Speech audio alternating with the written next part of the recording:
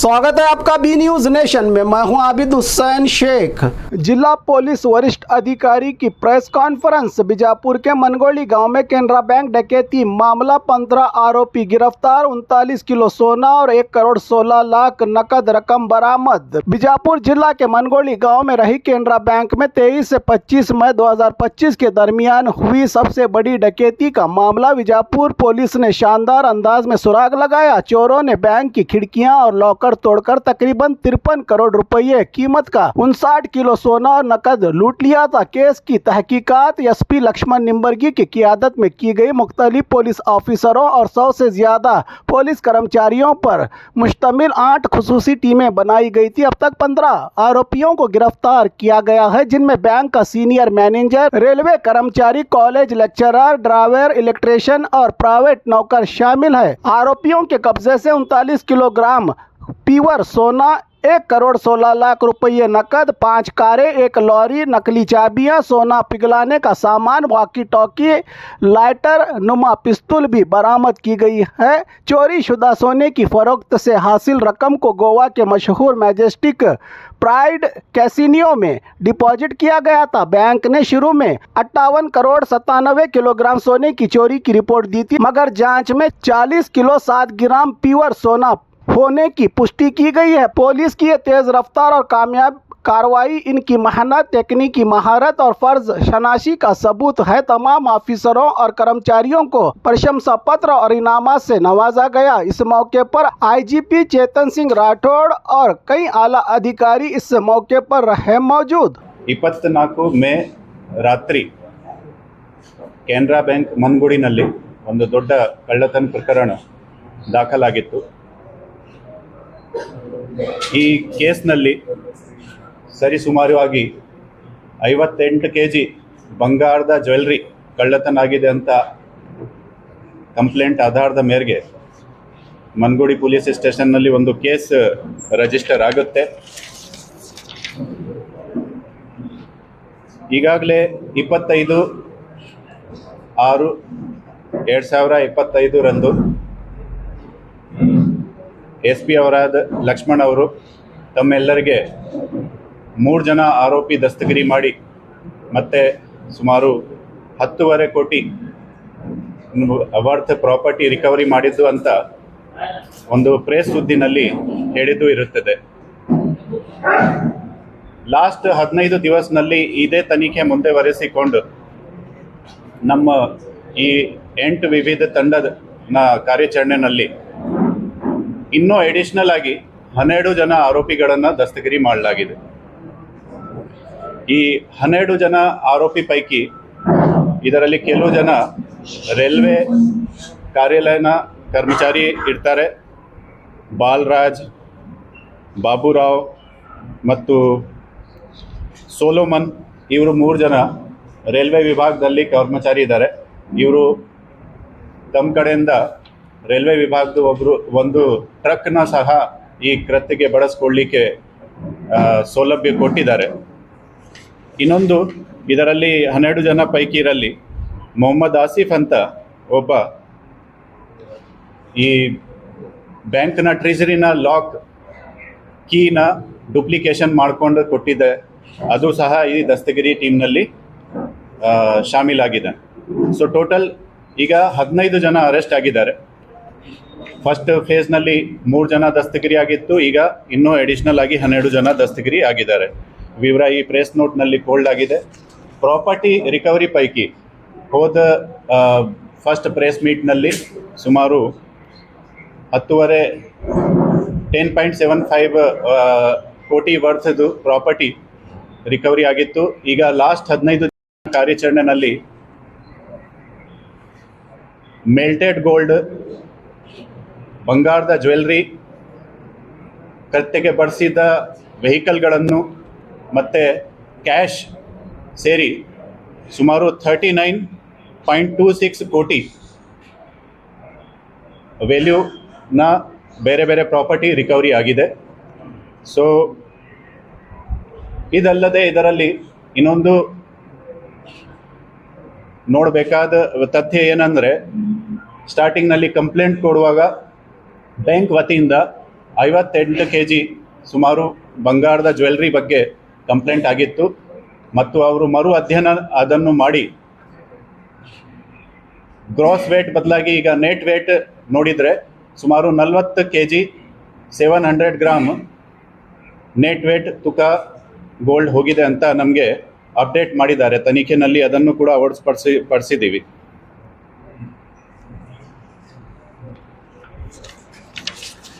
ಈ ಪ್ರಕರಣ ನಮಗೆ ಯಾಕೆ ಚಾಲೆಂಜ್ ಒಂದು ಆಗಿತ್ತು, ಯಾಕೆಂದರೆ ನಿಮಗೆ ಎಲ್ಲರದು ಗೊತ್ತಿರೋ ಮಾಹಿತಿ ಪ್ರಕಾರ ಇವರು ಫೆಬ್ರವರಿ ತಿಂಗಳಿಂದ ಕೀನ ಡುಪ್ಲಿಕೇಶನ್ ಮಾಡಿ ಲಾಸ್ಟ್ 4 ತಿಂಗಳಿಂದ ಇವರು ಪ್ರಯತ್ನ ಮಾಡಿಕೊಂಡು ಒಂದು ಪ್ಲಾನಿಂಗ್ ಮಾಡಿ ಅಚ್ಚುಕಟ್ಟಾಗಿ ಒಂದು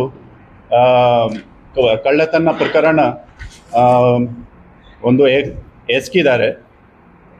ಬಟ್ ನಮ್ಮ ತಂಡ ಒಂದು ತಿಂಗಳು ಒಳಗಡೆ ಈ ಕೇಸನ್ನು ಪತ್ತೆ ಮಾಡಿ ಆ 4 ತಿಂಗಳನ್ನ ಪ್ಲಾನಿಂಗ್ಗೆ ಡಿಟೆಕ್ಟ್ ಮಾಡಿದ್ದಾರೆ. ಬಿಜಾಪುರ್ನಲ್ಲಿ ಸರಿಸುಮಾರು ಆಗಿ ಪ್ರತಿ ವರ್ಷ 7 ರಿಂದ 8 ಕೋಟಿ ವರ್ತ್ನ ಪ್ರಾಪರ್ಟಿ ಕಳ್ಳತನಲ್ಲಿ ಲಾಸ್ಟ್ ಆಗ್ತದೆ HBT ರಲ್ಲಿ. ಈ ಒಂದೇ ಪ್ರಕರಣದಲ್ಲಿ 53 ಕೋಟಿನ ಪ್ರಾಪರ್ಟಿ ಹೋಗಿದ ಮೇಲೆ ಈ ಕೇಸ್ಗೆ ನಾವು ಹೆಚ್ಚಿನ ಕಾಳಜಿ ವಹಿಸಿಕೊಂಡು SP ಅವರಾದ ಲಕ್ಷ್ಮಣ್ ನಿಂಬರ್ಗಿ ಅವರ ನೇತೃತ್ವದಲ್ಲಿ ಮತ್ತು he was ably supported by both additional SP Shankar Mariyad ಅವರು ಈ ತಿಂಗಳ ಎಂಡ್ನಲ್ಲಿ ರಿಟೈರ್ಡ್ ಆಗ್ತಾ ಇರೋದು. ಈ ರಿಟೈರ್ಡ್ ಆಗುವಾಗ ಮುಂಚೆ ಅವರು ನಮಗೆ ಇದು ಒಂದು ತಮ್ಮ ಕಾರ್ಯಾಚರಣೆದು ಒಂದು ಕೊಡುಗೆ ಕೊಟ್ಟು ಹೋಗ್ತಾ ಇದ್ದಾರೆ ಅಂತ.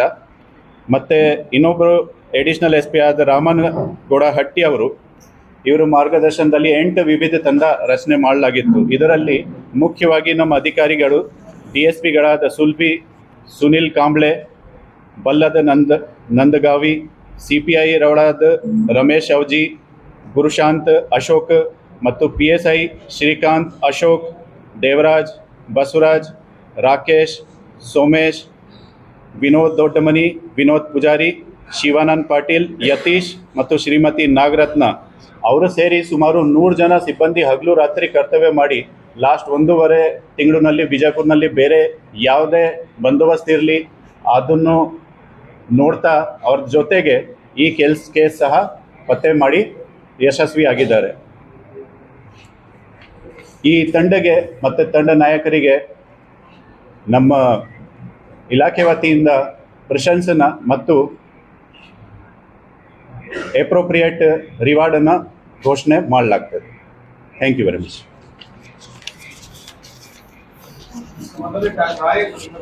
ಇದರಲ್ಲಿ 3 ರಿಂದ 4 ಸುಮಾರು ಜನ ಇನ್ನೂ ಅರೆಸ್ಟ್ ಆಗೋದು ಬಾಕಿ ಇರುತ್ತದೆ.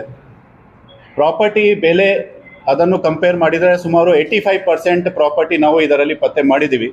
ಇನ್ನೂ 15% ಸುಮಾರು ರಿಕವರಿ ಮಾಡಲಿಕ್ಕೆ ನಾವು ತನಿಖೆ ಮುಂದೆ ಬರೆಸ್ತಾ ಇದ್ದೀವಿ. ಆದರೆ ಸರಿಸುಮಾರು ಆಗಿ ಕೇಸ್ನ ಮುಖ್ಯ ಆರೋಪಿಗಳು ಮತ್ತು major part of the property has been recovered. ಈಗ ನೆಕ್ಸ್ಟ್ ಇದರಲ್ಲಿ ಏನು ರೋಚಕ ತಥ್ಯಗಳು ಇದೆ ನಮ್ಮ SP ಅವರು ಹೇಳಲಿಕ್ಕೆ ಬಯಸ್ತಾರೆ.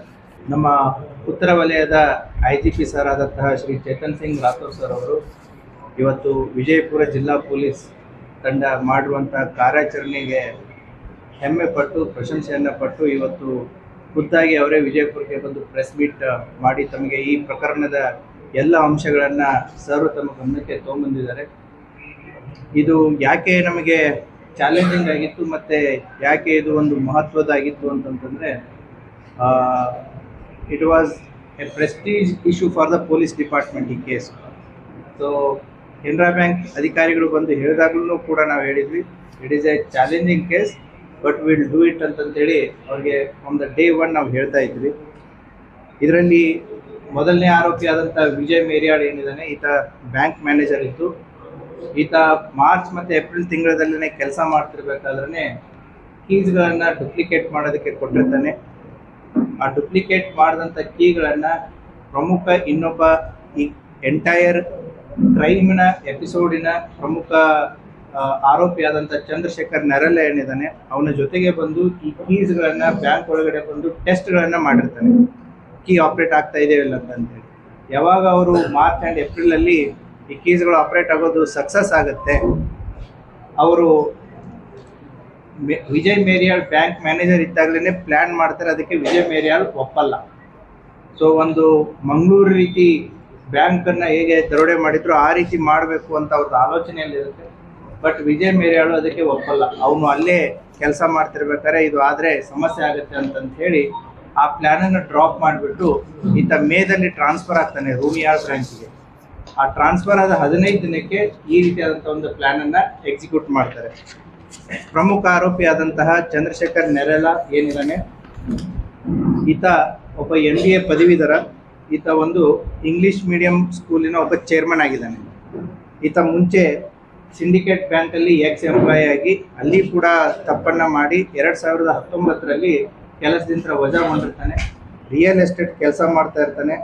ಮತ್ತು ಈತ ಗೋವಾ ಮತ್ತು ಶ್ರೀಲಂಕಾದ ಕೊಲಂಬೋದಲ್ಲಿ ಹೋಗಿ ಕ್ಯಾಸಿನೋ ಆಟ ಆಡುವಂಥ ಒಂದು ಚಟವನ್ನು ಹೊಂದಿರ್ತಾನೆ. ಈ ಕೃತ್ಯ ಮಾಡಬೇಕಾದ್ರೆ ಇವರು ಹಲವಾರು ಮೂವೀಸ್ಗಳನ್ನು ನೋಡಿದ್ದಾರೆ. Drishyam 1, 2, lucky Bhaskar, catch me if you can, all web series, ಇವುಗಳನ್ನ ಎಲ್ಲವನ್ನ ನೋಡಿ ನೋಟ್ ಮಾಡಿದ್ದಾರೆ ಯಾವ್ಯಾವ ರೀತಿ ಮಾಡ್ಬೋದು ಅಂತಂತೇಳಿ. ಅದೇ ರೀತಿ ಯೂಟ್ಯೂಬ್ಸ್ಗಳಲ್ಲಿ ಎಲ್ಲೆಲ್ಲಿ ಬ್ಯಾಂಕ್ ಕಳ್ಳತನ ಆಗಿದೆ, ಕಳ್ಳತನವನ್ನು ಹೇಗೆ ಮಾಡಿದ್ದಾರೆ, ಪೊಲೀಸರು ಹೇಗೆ ಪತ್ತೆ ಮಾಡಿದ್ದಾರೆ, ಇವುಗಳ ಎಲ್ಲ ವಿಡಿಯೋಗಳನ್ನು ಕುರಿತು ಪರಿಶೀಲನೆ ಮಾಡಿದ್ದಾರೆ. ಅದೇ ರೀತಿ ಗೋಲ್ಡನ್ನು ಹೇಗೆ ಕರಗಿಸ್ಬೇಕು ಅನ್ನೋದನ್ನು ಕೂಡ ಯೂಟ್ಯೂಬ್ಸ್ಗಳಲ್ಲಿ ನೋಡಿ ಅಧ್ಯಯನ ಮಾಡಿದ್ದಾರೆ. ಮತ್ತು ಇತ್ತೀಚೆಗೆ ಕರ್ನಾಟಕದಲ್ಲಿ ಆದಂತಹ ಮಂಗಳೂರು, ದಾವಣಗೆರೆ ಮತ್ತು ಬೀದರಲ್ಲಿ ಏನು ಪ್ರಕರಣಗಳಾಗಿತ್ತು ಆ ಪ್ರಕರಣಗಳನ್ನು ಕೂಲಂಕುಷವಾಗಿ ಅಧ್ಯಯನ ಮಾಡಿದ್ದಾರೆ.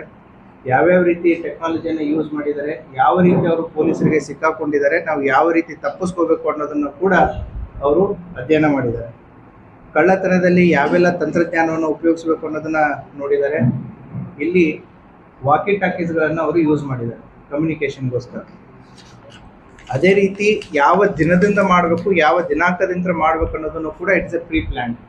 May 23 RCB versus Sunrisers Hyderabad match ಇರುತ್ತೆ. ಸೊ ಅವತ್ತಿನ ದಿನ ಮಾಡಬೇಕು ಅಂದರೆ ಅವತ್ತು RCB ವಿನ್ ಆಗಿತ್ತು ಅಂತಂದರೆ ಅದು ಮುಹೂರ್ತ 23ಕ್ಕೆ ಫಿಕ್ಸ್ ಆಗಿತ್ತು. RCB ಅವತ್ತು ಸೋಲುತ್ತೆ.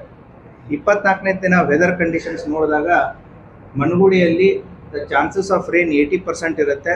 So the timing is from 6 to 11 ಇರುತ್ತೆ.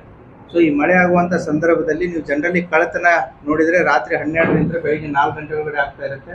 But they have selected the time for the evening 6 to 10 o'clock based upon the weather conditions.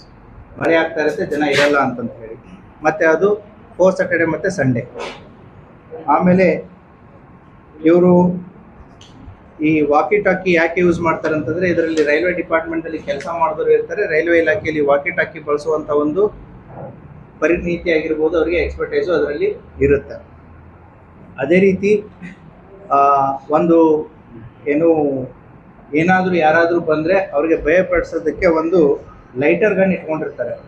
ಅದನ್ನು ಭಯಪಡಿಸೋದಕ್ಕೆ, it is not the actual gun, lighter gun. ಅದೇ ರೀತಿ ತನಿಖೆ ಹಾದಿಯನ್ನು ತಪ್ಪಿಸೋದಕ್ಕೆ ಕೇರಳ ಮತ್ತು ತಮಿಳುನಾಡಲ್ಲಾದಂಥ ಕಳ್ಳತನದ ವರದಿಗಳನ್ನು ಅಧ್ಯಯನ ಮಾಡಿ ಬ್ಲ್ಯಾಕ್ ಮ್ಯಾಜಿಕ್ಕನ್ನು ಸೃಷ್ಟಿಸಿ ತನಿಖೆ ಹಾದಿಯನ್ನು ತಪ್ಪಿಸ್ಬೇಕು ಅನ್ನೋಂಥದ್ದನ್ನು ಕೂಡ ಮಾಡಿರ್ತಾರೆ. ಮತ್ತು ಈ ಕಾರ್ಯಾಚರಣೆಯಲ್ಲಿ ಅವರು ಒಂದು ಲಾರಿ ಮತ್ತು 2 ಇನೋವಾ, 2 2 ವೀಲರ್ಗಳನ್ನು ಬಳಸಿರ್ತಾರೆ. ಈ ಲಾರಿಯನ್ನು ರೈಲ್ವೆ ಇಲಾಖೆಯ ಟ್ರಕ್ಕನ್ನು ಯೂಸ್ ಮಾಡಿರ್ತಾರೆ. ಆ ರೈಲ್ವೆ ಇಲಾಖೆಯಲ್ಲಿ ಆ ಟ್ರಕ್ಕು ಈ ಕಬ್ಬಿಣದ ಮೆಟೀರಿಯಲ್ಗಳನ್ನು ಡಿಸ್ಪೋಸ್ ಮಾಡೋದಕ್ಕೆ ಬಳಸುವಂಥ ಒಂದು ಟ್ರಕ್ಕು. ಆ 23-24ಕ್ಕೆ ರೈಲ್ವೆ ಇಲಾಖೆಯಲ್ಲಿ ವಿಜಯಪುರಕ್ಕೆ ಕಬ್ಬಿಣವನ್ನು ನಾವು ಡಿಸ್ಪೋಸ್ ಮಾಡ್ತಾ ಇದ್ದೀವಿ ಅಂತೇಳಿ ಆಫಿಷಿಯಲಿ ರೆಕಾರ್ಡ್ಸನ್ನು ಕೂಡ ಕ್ರಿಯೇಟ್ ಮಾಡಿರ್ತಾರೆ. ಆ ಟ್ರಕ್ಕನ್ನು ಮನಗುಡಿ ಅಂತ ಸುಮಾರು 30 ಕಿಲೋಮೀಟರ್ ದೂರದಲ್ಲಿರುವಂಥ ಒಂದು ಟೋಲಲ್ಲಿ ಇಟ್ಟು ಅದನ್ನು ಸೆಂಟರ್ ಆಫ್ ಆಪರೇಷನ್ ಥರ ಅದನ್ನು ಬಳಸ್ಕೊಂಡು ಅಲ್ಲಿಂದ ಈ 2 ವೀಲರ್ಸ್ಗಳನ್ನು ಆ ಟ್ರಕ್ಕಲ್ಲೇ ಸಾಗಿಸೋದು ಮತ್ತು ಕದ್ದಂಥ ಮಾಲನ್ನು ಆ ಟ್ರಕ್ಕಲ್ಲೇ ಸಾಗಿಸುವಂಥ ಒಂದು ಕಾರ್ಯವನ್ನು ಮಾಡಿರ್ತಾರೆ. ಈ ಇನೋವಾ A2 ಯೂಸ್ ಏನಾಗಿದೆ, ಒಂದು ಗೋವಾದಿಂದ ಬಂದಿರುತ್ತೆ, ಒಂದು ಹುಬ್ಳಿಯಿಂದ ಬಂದಿರುತ್ತೆ. ಸೊ ಇವ್ರನ್ನ ಲೋಕಲ್ ಟ್ರಾನ್ಸ್ಪೋರ್ಟಿಗೋಸ್ಕರ ಇನೋವಾಗಳನ್ನು ಯೂಸ್ ಮಾಡಿರ್ತಾರೆ. ಇಡೀ ಮನಗುಳಿ ಪಟ್ಟಣವನ್ನು ರೆಕ್ಕೆ ಮಾಡೋದಕ್ಕೆ 2 ವೀಲರ್ಸ್ಗಳನ್ನು ಯೂಸ್ ಮಾಡಿರ್ತಾರೆ. ಅದೇ ರೀತಿ ಇವರು ಬೆಂಗಳೂರಿಗೆ ಹೋಗಿಬಿಟ್ಟು ಯಾರ್ಯಾರಿಗೆ ಯಾವ್ಯಾವ ವೇಷಭೂಷಣಗಳು ಬೇಕು ಅನ್ನೋದನ್ನು ಕೂಡ ಮೊದಲೇ ಡಿಸೈಡ್ ಮಾಡಿ ಆ ವೇಷಭೂಷಣಗಳನ್ನು ಖರೀದಿ ಮಾಡಿ ಅವ್ರಿಗೆ ಕೊಟ್ಟಿರ್ತಾರೆ. ಮತ್ತು ಅದರಲ್ಲಿ right man for the right job ಅನ್ನೋ ರೀತಿ CCTV ಎಕ್ಸ್ಪರ್ಟ್ಸ್ಗಳನ್ನು ಇದ್ದಾರೆ, ಎಲೆಕ್ಟ್ರಿಸಿಟಿ ಎಕ್ಸ್ಪರ್ಟ್ಸ್ಗಳನ್ನು ಇದ್ದಾರೆ, PhD ಮಾಡಿದಂಥ ಕಂಪ್ಯೂಟರ್ ಸೈನ್ಸ್ ಲೆಕ್ಚರರ್ಸ್ನೂ ಇದ್ದಾರೆ. ಸೊ ಎಲೆಕ್ಟ್ರಿಸಿಟಿ ಕಟ್ ಮಾಡೋದಕ್ಕೆ ಅಲ್ಲಿ ಇದ್ದಂಥ ಹೈ ಮಾಸ್ಕ್ ಲೈಟನ್ನು ತಾವು ನೋಡಿರ್ಬೋದು. 23ರ ರಾತ್ರಿ ಅದನ್ನು ಹೈ ಮಾಸ್ಕ್ ಲೈಟ್ ಕಟ್ ಮಾಡ್ತಾರೆ, ಸೊ ದ್ಯಾಟ್ ಅಲ್ಲಿ ಕತ್ಲಾಗಲಿ ಇದನ್ನು ಎಕ್ಸಿಕ್ಯೂಟ್ ಮಾಡಬೇಕು ಅಂತಂತೇಳಿ. ಅದೇ ರೀತಿ ಎಲ್ಲೆಲ್ಲಿ ಕ್ಯಾಮ್ರಾಗಳಿದೆ ಕ್ಯಾಮ್ರಾಗಳನ್ನ ಡಿಸ್ಕನೆಕ್ಟ್ ಮಾಡೋದು, ಕ್ಯಾಮ್ರಾಗಳ ದಿಕ್ಕನ್ನು ಬದಲಾಯಿಸೋದು, ಮತ್ತೇನು ಈ DVRಗಳನ್ನ ಎಲ್ಲೆಲ್ಲಿ ಆಫ್ ಮಾಡಬೇಕು ಅದನ್ನು ಯಾವ ರೀತಿ ಫಾರ್ಮ್ಯಾಟ್ ಮಾಡಿ ಮತ್ತು ಯಾವ ರೀತಿ ಡಿಸ್ಪೋಸ್ ಮಾಡಬೇಕು ಅನ್ನೋದನ್ನು ಕೂಡ ಅದನ್ನು ಮಾಡಿದ್ದಾರೆ. ಸೊ ಇನ್ನೊಬ್ಬ ಆರೋಪಿ ಸುನಿಲ್ ಮೋಕ ಏನಿದ್ದಾನೆ, ಇವತ್ತ ಚಂದ್ರಶೇಖರ್ನ PA ಆಗಿದ್ದು ಚಂದ್ರಶೇಖರ್ನ ಕಾರ್ನ ಡ್ರೈವರ್ ಆಗಿರ್ತಾನೆ. ಅದೇ ರೀತಿ ಬಾಲರಾಜ್ ಏನಿದ್ದಾನೆ, ಈತ ರೈಲ್ವೆ ಇಲಾಖೆಯಲ್ಲಿ ಚೀಫ್ ಡಿಪೋ ಮೆಟೀರಿಯಲ್ ಸೂಪರಿಂಟೆಂಡೆಂಟ್ ಆಗಿದ್ದಾನೆ. ಈತ BSc ಬಯೋಟೆಕ್ನಾಲಜಿ ಮಾಡಿರ್ತಾನೆ. ಈತ ಲಾರಿಯನ್ನು ಒದಗಿಸೋದು ಮತ್ತು ಏರಿಯಾ ವಾಚು ದೆನ್ ಈ ಎಲ್ಲ ಕಾರ್ಯಗಳನ್ನು ಅವನು ಮಾಡ್ತಾ ಇರ್ತಾನೆ. ಅದೇ ರೀತಿ ಇನ್ನೊಬ್ಬ ಆರೋಪಿ ಗುಂಡು ಜೋಸೆಫ್ ಅಂತ ಏನಿದ್ದಾನೆ, ಈತ BE ಮೆಕ್ಯಾನಿಕಲ್. ಈತ ಅಡ್ಮಿನ್ ಇನ್ಚಾರ್ಜ್ ಆಗಿ ಅದೇ ಸ್ಕೂಲಲ್ಲಿ ಕೆಲಸ ಮಾಡ್ತಾ ಇರ್ತಾನೆ. ಈತ CCTV ಎಕ್ಸ್ಪರ್ಟ್. ಸೊ CCTVಗಳ ಡೈವರ್ಟ್ ಹೇಗೆ ಮಾಡೋದು, ಮೆಮ್ರಿ ಹೇಗೆ ತೆಗೆಯೋದು, DVRನ ಹೇಗೆ ಡಿಸ್ಟ್ರಾಯ್ ಮಾಡೋದು, ಇವುಗಳಲ್ಲಿ ಆತ ಎಕ್ಸ್ಪರ್ಟ್. ಅದೇ ರೀತಿ ಚಂದನ್ ರಾಜ್ ಅಂತ ಏನು ಆರೋಪಿ ಇದ್ದಾನೆ, ಈತ ನರೇಲನ ಜೊತೆ ಆತನ ಶಾಲೆಯಲ್ಲೇ ಅಕೌಂಟೆಂಟ್ ಆಗಿ ಕೆಲಸ ಮಾಡ್ತಾ ಇರ್ತಾನೆ. ಈತ ಪಾರ್ಟ್ ಆಫ್ ದ ಪ್ಲಾನಿಂಗ್ ಇರ್ತಾನೆ. ಈ ಏನು ಸಿಕ್ಕಿ ಬಿದ್ದಿದ್ದಾರೆ ಈ ಆರೋಪಿಗಳಲ್ಲಿ 2 ಜನರು ಈ ಬ್ಯಾಂಕಲ್ಲಿ ಮೊದಲೇ ಲೋನ್ ತೊಗೊಂಡಿದ್ದಾರೆ. ಸೊ ಆ ಲೋನ್ ತಗೋಬೇಕಾದಾಗ ಬ್ಯಾಂಕಿನ ಒಳಗಡೆ ಬಂದು ಬ್ಯಾಂಕಲ್ಲಿ ಹೇಗಿದೆ ಏನಿಲ್ಲ ಅನ್ನೋದನ್ನ ಎಲ್ಲ ಪರಿಶೀಲನೆಯನ್ನು ಕೂಡ ಮಾಡಿದ್ದಾರೆ.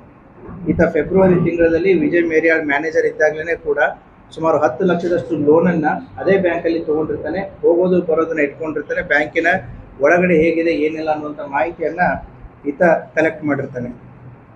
ಅದೇ ರೀತಿ ಪೀಟರ್ ಚಾಂದ್ ಅಂತ ಏನಿದ್ದಾನೆ, ಈತನು ಕೂಡ ಈ ಪ್ರಕರಣದ ಪ್ರಮುಖ ಆರೋಪಿ. ಈತ MSc ಮಾಡಿದ್ದು ಮತ್ತು PhDನೂ ಮಾಡಿದ್ದಾನೆ. ಈತ ಅತಿಥಿ ಗೆಸ್ಟ್ ಲೆಕ್ಚರರ್ ಅಂತ ಕೆಲಸ ಮಾಡ್ತಾನೆ.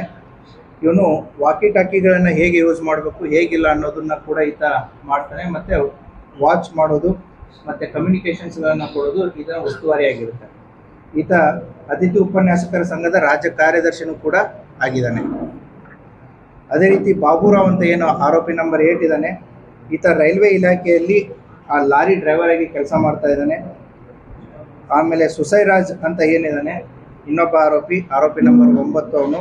ಈತ ಆ ಶಾಲೆಯ ವಾಚ್ಮನ್ ಆಗಿ ಕೆಲಸ ಮಾಡ್ತಾ ಇದ್ದಾನೆ.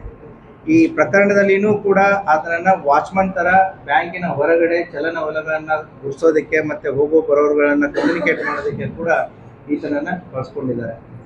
ಅದೇ ರೀತಿ ವಿಜಯ್ ಮೇರಿಯಾಳ್ನ ತಮ್ಮ ಅನಿಲ್ ಮೇರಿಯಾಳ್, ವಿಜಯ್ ಮೇರಿಯಾಳ್ ಏನು ಬ್ಯಾಂಕ್ ಮ್ಯಾನೇಜರ್, ಅವನ ತಮ್ಮ ಅನಿಲ್ ಮೇರಿಯಾಳು ಕೂಡ ಇದರಲ್ಲಿದ್ದಾನೆ. ಈತ ಏನು ಚಂದ್ರಶೇಖರ್ನ ಪರ್ಸನಲ್ ಡ್ರೈವರ್ ಆಗಿ ಕೆಲಸ ಮಾಡ್ತಾ ಇರ್ತಾನೆ. ಈತನನ್ನು ಗೋವಾಗೆ ಹೋಗೋದು, ಶ್ರೀಲಂಕಾಕ್ಕೆ ಹೋಗೋದು, ಕ್ಯಾಸಿನೋಗಳಿಗೆ ಕರ್ಕೊಂಡು ಹೋಗೋದು. ಈ ಅನಿಲ್ ಮೇರಿಯಾಳು ಕೂಡ ವಿಜಯ್ ಮೇರಿಯಾಳ್ನ ತಮ್ಮನಾಗಿದ್ದು ಚಂದ್ರಶೇಖರ್ನ ಡ್ರೈವರ್ ಆಗಿ ಕೆಲಸ ಮಾಡ್ತಾ ಇರ್ತಾನೆ. ಸೋಲೋಮನ್ ಅಂತಂತೇಳಿ ಏನು ಆರೋಪಿ ಇದ್ದಾನೆ, ಈತ CCTV ಹ್ಯಾಂಡ್ಲರು. ಇವನು ಡಿಪ್ಲೊಮಾ ಇನ್ ಕಂಪ್ಯೂಟರ್ ಸೈನ್ಸ್. ಇವನು ರೈಲ್ವೆ ಇಲಾಖೆಯಲ್ಲಿ ಟೆಕ್ನಿಷಿಯನ್ ಆಗಿ ಕೆಲಸ ಮಾಡ್ತಾ ಇರ್ತಾನೆ. ಈತನು ಕೂಡ ಇದೇನು ನಮ್ಮ ಹೈ ಮಾಸ್ಕ್ ಲೈಟ್ನ ಕಟ್ ಮಾಡ್ತಾರೆ ಆ ಟೀಮಲ್ಲಿ ಕೂಡ ಆತ ಇರ್ತಾನೆ. ಅದೇ ರೀತಿ ಮರಿಯಾದಾಸ್, ಇವನು ಎಲೆಕ್ಟ್ರಿಷಿಯನ್ ಆಗಿದ್ದು CCTV ಮತ್ತು ಎಲೆಕ್ಟ್ರಿಸಿಟಿ ಕೇಬಲ್ಸ್ಗಳನ್ನು ಮತ್ತು ಇನ್ಸೈಡ್ ಸೆಕ್ಯೂರಿಟಿ ಅಲಾರಾಮಿಂಗ್ ಸಿಸ್ಟಮ್ಸ್ ಏನಿರುತ್ತೆ ಅವುಗಳನ್ನು ಕೂಡ ಹೇಗೆ ಆಪ್ರೇಟ್ ಮಾಡಬೇಕು ಅನ್ನೋದು ಕೂಡ ಈತನಿಗೆ ಗೊತ್ತಿರುತ್ತೆ. ಅಷ್ಟೇ ಅಲ್ಲದೆ ಇನ್ನೊಬ್ಬ ಆರೋಪಿ ಅಬು ಮೋಹನ್ ಅಂತ ಏನಿದ್ದಾನೆ, ಈತ ITI ಆಟೋಮೊಬೈಲ್ ಮಾಡಿದ್ದು. ಚಂದ್ರಶೇಖರ್ ಏನು ರಿಯಲ್ ಎಸ್ಟೇಟ್ ಮಾಡ್ತಾನೆ, ಆ ರಿಯಲ್ ಎಸ್ಟೇಟ್ಗಳಲ್ಲಿ ಅವನ ಜೊತೆಗೆ ಕಟ್ಟಡಗಳ ಸೂಪರ್ವೈಸರ್ ಆಗಿ ಕೆಲಸ ಮಾಡ್ತಾ ಇರ್ತಾನೆ. ಸೊ ಈತನು ಕೂಡ ಕ್ಯಾಸಿನೋ ಪ್ಲೇಯರ್ ಆಗಿರ್ತಾನೆ. ಮತ್ತು ಮೊಹಮ್ಮದ್ ಆಸಿಫ್ ಏನಿದ್ದಾನೆ, ಈತ ಡೂಪ್ಲಿಕೇಟ್ ಕೀ ಮಾಡಿಕೊಟ್ಟವನು. ಈತ ಹುಬ್ಳಿಯವನು. ಹುಬ್ಳಿಯಲ್ಲಿ ಒಂದೇ ಆದಂಥ ಒಂದು ಅಂಗಡಿ ಇರುತ್ತೆ. ಇನ್ನೊಬ್ಬ ಆರೋಪಿ ಇಜಾಜ್, ಈತನು ಕೂಡ ಚಂದ್ರಶೇಖರ್ ನಾರಾಯಣ ಡ್ರೈವರ್ ಆಗಿದ್ದು ಈತನು ಕೂಡ ಈ ಪ್ರಕರಣದಲ್ಲಿ ಭಾಗಿಯಾಗಿರ್ತಾನೆ. ಸೊ ಇಷ್ಟೊಂದು ಎಲ್ಲ ಪ್ಲ್ಯಾನ್ಗಳನ್ನು ಮಾಡಿ ಈ ಪ್ರಕರಣವನ್ನು ಅವರು ಮಾಡಿರ್ತಾರೆ. ನಮ್ಮ ಪೊಲೀಸ್ ಇಲಾಖೆಯ ಹಿರಿಯ ಅಧಿಕಾರಿಗಳಾದಂಥ ಫ್ರಮ್ ದ ಡೇ 1 ನಮ್ಮ IGP ಸರ್ ಆದಂಥ ಚೇತನ್ ಸಿಂಗ್ ರಾಥೋರ್ ಸರ್ ಅವರು ಶಾಂತವಾದಂಥ ಒಂದು ವಾತಾವರಣವನ್ನು ನಮಗೆ ಕಲ್ಪಿಸಿಕೊಟ್ಟು ಸೂಕ್ತವಾದಂಥ ಸಮಯ ಸಂದರ್ಭಗಳಲ್ಲಿ ಇನ್ವೆಸ್ಟಿಗೇಷನ್ ಟೀಮ್ಗೆ ಗೈಡ್ ಮಾಡಿ, so with lot of patience, ಯಾವುದೇ ರೀತಿಯಾದಂಥ ಪ್ರೆಷರು ನಮ್ಮ ಇನ್ವೆಸ್ಟಿಗೇಷನ್ ತಂಡದ ಮೇಲೆ ಬರದ ಹಾಗೆ, ಅದೇ ರೀತಿ ನಮ್ಮ ಪೊಲೀಸ್ ಇಲಾಖೆ ಹಿರಿಯ ಅಧಿಕಾರಿಗಳಾದಂಥ ADG LNO ಹಿತೇಂದ್ರ ಸರ್ ಅವರಾಗಲಿ ಮತ್ತು DGP ಸರ್ ಆದಂಥ ಸಲೀಂ ಸರ್ ಅವರಾಗಲಿ ತನಿಖಾ ತಂಡಕ್ಕೆ ಯಾವ್ಯಾವ ರೀತಿ ಸಹಾಯ ಸಹಕಾರ ಮತ್ತು ಪ್ರೋತ್ಸಾಹ ಬೇಕು, ಎಲ್ಲ ರೀತಿಯಂಥ ಸಹಾಯ ಸಹಕಾರವನ್ನು ಕೊಟ್ಟಿರೋದ್ರಿಂದ ಇವತ್ತು ನಮ್ಮ ವಿಜಯಪುರ ಜಿಲ್ಲೆಯ ಪೊಲೀಸ್ ತಂಡ ಇದನ್ನು ಪತ್ತೆ ಹಚ್ಚೋದ್ರಲ್ಲಿ ಯಶಸ್ವಿಯಾಗಿದೆ. ಈ ಇದರಲ್ಲಿ ಸುಮಾರು 100ಕ್ಕಿಂತಲೂ ಹೆಚ್ಚು ಸಿಬ್ಬಂದಿ ಇನ್ವಾಲ್ವ್ ಆಗಿ ಕೆಲಸ ಮಾಡಿದ್ದಾರೆ. So along with our IGP ಸರು ನಮ್ಮ ತನಿಖಾ ತಂಡದ ಎಲ್ಲ ಅಧಿಕಾರಿ ಮತ್ತು ಸಿಬ್ಬಂದಿ ವರ್ಗದವರಿಗೆ ಹೃತ್ಪೂರ್ವಕವಾಗಿ ಅಭಿನಂದನೆಗಳನ್ನು ಸಲ್ಲಿಸುತ್ತಾರೆ. Thank you. What is it? All required for this basic. How did they prepare whole team? And you guys select because the contact is regular, right? So how did they come to the contact? Any idea? So ಅವರು ಎಲ್ಲ ಕೇಶವಪುರದಲ್ಲಿ, ಹುಬ್ಬಳ್ಳಿಯಲ್ಲಿ ಎಲ್ಲ ಕೇಶವಪುರದಲ್ಲೇ ಇರುವಂಥವ್ರು. ಇವರು ಮುಂಚಿತವಾಗಿ ಪರಿಚಯ ಇದ್ದವ್ರು ಎಲ್ಲರಿಗೂ. So unknown persons ಅನ್ನೋದು ಯಾರು ಇಲ್ಲ ಅವರಿಗೆ. ಮುಂಚಿತವಾಗಿ ಪರಿಚಯ ಇದ್ದವರು. ಆ ಪರಿಚಯ ಇದ್ದವರಲ್ಲೇ right man for right job, ಯಾವ್ಯಾವ ಕೆಲಸಕ್ಕೆ ಯಾರ್ಯಾರು ಸೂಕ್ತ ಆಗ್ತಾರೆ ಅವರಿಗೆ ಅದನ್ನು ಕನ್ವಿನ್ಸ್ ಮಾಡುವಂತಹ ಜವಾಬ್ದಾರಿ ಚಂದ್ರಶೇಖರ್ಗೆ ಇರುತ್ತೆ. ಎಸ್, ಮೆಲ್ಟಿಂಗ್ ಒಂದು ಉಳಿತು, ಯಾವ ರೀತಿ ಇವ್ರು ಮೆಲ್ಟ್ ಮಾಡಿದ್ರು ಅಂತ ಹೇಳಿ. ಈಗ ದಾವಣಗೆರೆ ಪ್ರಕರಣದಲ್ಲಿ ಏನಾಗಿತ್ತು ಅಂದರೆ ಎಲ್ಲ ಆರ್ನಮೆಂಟ್ಸ್ಗಳನ್ನ ಹೋಗಿ ಹಾಗೆ ಇಟ್ಟಿರೋದ್ರಿಂದ ನಾಳೆ ಆರ್ನಮೆಂಟ್ ಡಿಸ್ಪೋಸ್ ಮಾಡೋದು ಕಷ್ಟ ಆಗುತ್ತೆ, ಎಲ್ಲಾದ್ರೂ ಮಾಹಿತಿ ಸೋರಿಕೆ ಆಗುತ್ತೆ ಅಂತಂತೇಳಿ ತಿಳಿದ್ಬಿಟ್ಟು ಇವರು ಈ ಬಂಗಾರದ ಆಭರಣಗಳನ್ನ ಏನು ಮಾಡ್ತಾರೆ, ಹೊರಗಡೆ ಎಲ್ಲಿ ಡಿಸ್ಪೋಸ್ ಮಾಡಲ್ಲ. ತನ್ನದೇ ಸ್ಕೂಲ್ನಲ್ಲಿರುವಂತಹ ಒಂದು ಲ್ಯಾಬ್ರೋಟ್ರಿಯಲ್ಲಿ ಬೆಂಗಳೂರಿಂದ ಒಂದು ಮೆಲ್ಟಿಂಗ್ ಮಷೀನನ್ನು ತಂದು ಮತ್ತು ಹೇಗೆ ಮೆಲ್ಟ್ ಮಾಡಬೇಕಂತ ತಿಳ್ಕೊಂಡು ತನ್ನ ಶಾಲೆಯಲ್ಲೇ ಎಲ್ಲ ಬಂಗಾರವನ್ನು ತರಬೇಕಿಸ್ತಾನೆ. ಸೊ ಸುಮಾರು 12 kg ಅಷ್ಟು ನಮಗೆ ಆಭರಣ ಸಿಕ್ಕಿದೆ, ಉಳಿದಂಥ ಚಿನ್ನದ ಗಟ್ಟಿ ಸಿಕ್ಕಿದೆ. ಸೊ ಈ ಚಿನ್ನದ ಗಟ್ಟಿ ಸಿಕ್ಕಾಗ ನಮಗೆ ಅವಾಗ ನಾವು ಬ್ಯಾಂಕ್ ಅವ್ರಿಗೆ ಹೇಳ್ತೀವಿ the difference between gross weight and net weight ಅವಾಗಲೇ ಡಿಸ್ಕಷನ್ ಆಗುತ್ತೆ. ಸೊ ಗ್ರಾಸ್ ವೇಟ್ ಅಂತಂತಂದರೆ ಅದರಲ್ಲಿ ಇದ್ದಂಥ ಎಲ್ಲ ವೇಟನ್ನು ಹಿಡಿದು, ಅಂದರೆ ಮುತ್ತು, ರತ್ನ, ಹವಳ ಮತ್ತು ಈ ದಾರನ ಹಿಡ್ಕೊಂಡು ಎಲ್ಲ ವೇಟ್ ಹಿಡ್ಕೊಂಡು it is 58 kg something. So ಅದು ಕೊಟ್ಟಿರ್ತಾರೆ. ಬಟ್ ಚಿನ್ನ ಖರ್ಚಿದಾದ್ಮೇಲೆ ಅದ್ರ ಗಟ್ಟಿ ವ್ಯಾಲ್ಯೂ ಬೇರೆ ಆಗುತ್ತೆ, ಅಂದರೆ ಅದ್ರ ಗಟ್ಟಿ, ಚಿನ್ನದ ಗಟ್ಟಿ ಬೇರೆ ಆಗುತ್ತೆ. ಸೊ ಅದರದ್ದು ಟೋಟಲ್ ನೆಟ್ ವೇಟು ಅದನ್ನು 40 kg ಅಂತ ಅವರು ಹೇಳಿದ್ದಾರೆ, ಲಿಖಿತವಾಗಿಯೂ ಕೊಟ್ಟಿದ್ದಾರೆ. ಸೊ ಆ ಹಿನ್ನೆಲೆಯಲ್ಲಿ ನಮ್ಮದು 27 kg ಗಟ್ಟಿ ಚಿನ್ನ ಮತ್ತು 12 kg ಚಿನ್ನದ ಆಭರಣವನ್ನು ನಾವು ಈಗಾಗಲೇ ವಶಪಡಿಸ್ಕೊಂಡಿದ್ದೀವಿ. ಅದರ ಜೊತೆಗೆ ಕೆಲವೊಂದಿಷ್ಟು ಚಿನ್ನವನ್ನು ಮಾರಿ ಇವರು ದುಡ್ಡನ್ನು ಸಂಪಾದನೆ ಮಾಡಿ ಅದನ್ನು ಕ್ಯಾಸಿನೋದಲ್ಲಿ ಆಟ ಆಡೋದಕ್ಕೆ ಯೂಸ್ ಮಾಡಿರ್ತಾರೆ. ಸುಮಾರು 1,16,00,000 ಕ್ಯಾಶನ್ನು ಕೂಡ ನಾವು ಕ್ಯಾಸಿನೋದಿಂದ ಸೀಸ್ ಮಾಡಿದ್ದೀವಿ. ಇನ್ನೂ ಸ್ವಲ್ಪ ಮಾಹಿತಿ ಇದೆ, ಅದನ್ನು ಕೂಡ ನಾವು ಇನ್ವೆಸ್ಟಿಗೇಷನ್ ಮಾಡ್ತಾ ಇದ್ದೀವಿ. ಇನ್ನೂ ಆರೋಪಿಗಳು ನಮ್ಮ ಪೊಲೀಸ್ ಕಸ್ಟಡಿಯಲ್ಲಿದ್ದಾರೆ. We are hopeful that we will get some more in this case. ಆಮೇಲೆ ಶ್ರೀಲಂಕಾಕ್ಕೂ ಹೋಗಿ ಕೂಡ ಇವರು ಕ್ಯಾಸಿನೋದಲ್ಲಿ ಆಟ ಆಡಿ ಬಂದಿದ್ದಾರೆ.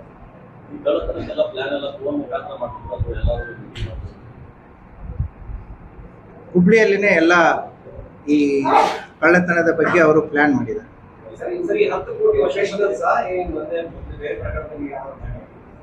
ಇವ್ರು ಪ್ರೊಫೆಷನಲ್ಸ್ ಅನ್ನೋದಕ್ಕೆ ಇಲ್ಲ, ಯಾಕೆಂತಂದ್ರೆ ಇವ್ರ ಮೇಲೆ ಹಿಂದೆ ಯಾವುದೇ ರೀತಿಯಾದಂಥ ಈ ಕಳ್ಳತನದಾಗಿರ್ಬೋದು, ರಾಬ್ರಿ ಆಗಿರ್ಬೋದು, ಡಕಾಯಿತಿ ಆಗಿರ್ಬೋದು, ಯಾವುದೇ ಅಪರಾಧ ಪ್ರಕರಣಗಳು ರಿಜಿಸ್ಟರ್ ಆಗಿಲ್ಲ. ಸೊ ಅದರಲ್ಲಿ ಇಬ್ಬರ ಮೇಲೆ ಏನು ಚಂದ್ರಶೇಖರ್ ನರೆಲ್ಲ ಇದ್ದಾನೆ, ಅವನು ಬ್ಯಾಂಕಲ್ಲಿ ಕೆಲಸ ಮಾಡ್ಬೇಕಾದ್ರೆ ಒಂದು ಫ್ರಾಡ್ ಕೇಸ್ ರಿಜಿಸ್ಟರ್ ಆಗಿದೆ. ಅದೇ ರೀತಿ ಯಾರು ನಮ್ಮ ಪೀಟರ್ ಚಾನ್ ಅಂತ ಏನಿದ್ದಾನೆ, ಅವನು ಅತಿಥಿ ಉಪನ್ಯಾಸಕ, ಒಬ್ಬರಿಗೆ ಜಾಬ್ ಕೊಡಿಸ್ತೀನಿ ಅಂತಂದೇಳಿ ಅವನ ಮೇಲೆ ಪ್ರಕರಣ ದಾಖಲಾಗಿದೆ. But they don't have any MOB history. First time offence.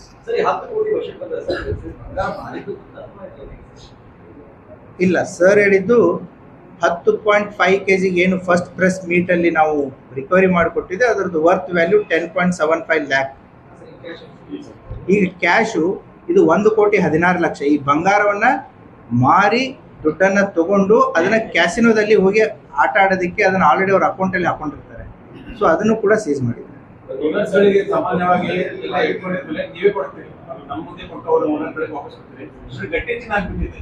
ಇವಾಗ you told or bank how it will be disposed to the owner? The bank will decide that. Yes, FIR ಪ್ರಕಾರ 53 ಕೋಟಿ.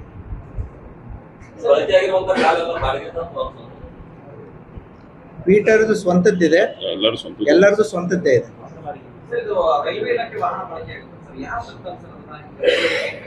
ಈ ಬಾಲರಾಜ್ ರೈಲ್ವೆ ಇಲಾಖೆಯಲ್ಲಿ ಅವನು ಕೆಲಸ ಮಾಡ್ತಾನೆ, ಈ ಸ್ಕ್ರ್ಯಾಪ್ ಮೆಟೀರಿಯಲ್ ಡಿಸ್ಪೋಸ್ ಮಾಡೋದ್ರಲ್ಲಿನೇ ಇರ್ತಾನೆ. ಅದರ ಡ್ರೈವರ್ನು ಕೂಡ ಇದರಲ್ಲಿ ಅರೆಸ್ಟ್ ಆಗಿದ್ದಾನೆ. ಇನ್ನೊಬ್ಬ ರೈಲ್ವೆ ಡಿಪಾರ್ಟ್ಮೆಂಟ್ ಎಂಪ್ಲಾಯ್ನ ಆಗಿದ್ದಾನೆ. ಇವರು ಅಲ್ಲಿ ರೆಕಾರ್ಡ್ಸನ್ನು ಕೂಡ ಕ್ರಿಯೇಟ್ ಮಾಡಿದ್ದಾರೆ.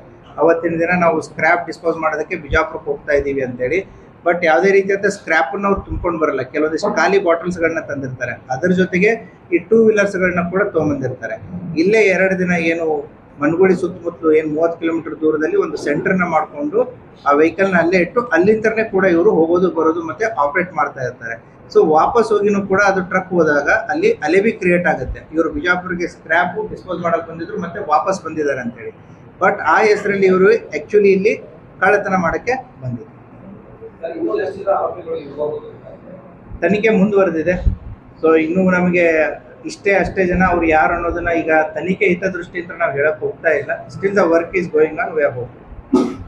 और खबरों के लिए देखते रहिए बी न्यूज नेशन। बीजापुर से मुंबई डॉल्फिन बस सर्विस की हुई शुरुआत। हाईटेक लग्जरी बस रोजाना शाम 7 बजे बीजापुर से मुंबई, मुंबई से बीजापुर ट्रैवल्स की सर्विस नियर दात्री मस्जिद, बागलकोट रोड, बीजापुर। इसमें कार्गो कोरियर की भी रहेगी सेवा। अधिक जानकारी के लिए कांटेक्ट करें इन नंबरों पर।